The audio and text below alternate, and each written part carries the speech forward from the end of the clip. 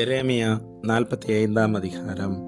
யோசியாவின் குமாரனாகிய யோயாக்கீம் என்னும் யூதா ராஜாவின் 4ஆம் வருஷத்திலே நேரியாவின் குமாரனாகிய பாருக் இந்த வசனங்களை எரேமியான் வாய் சொல்ல ஒரு புஸ்தகத்தில் எழுதுகையில் எரேமியா தீர்க்கதரிசி அவனிடத்தில் பேசி, பாருக்கே, உன்னை குறித்து இஸ்ரவேலின் தேவனாகிய கர்த்தர் சொல்லுகிறது என்னவென்றால், நீ இப்பொழுது எனக்கு ஐயோ, கர்த்தர் என் நோவை சஞ்சலத்தால் வர்த்திக்க பண்ணினார், என் தவிப்பினால் இளைத்தேன், இளைப்பாறுதலை காணாதே போனேன் என்று சொன்னாய் என்கிறார்.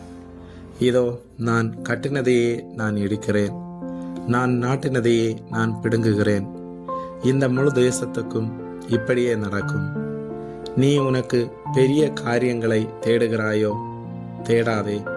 இதோ, மாம்சமான யாவர் மேலும் தீங்கை வர பண்ணுகிறேன் என்று கர்த்தர் சொல்லுகிறார்.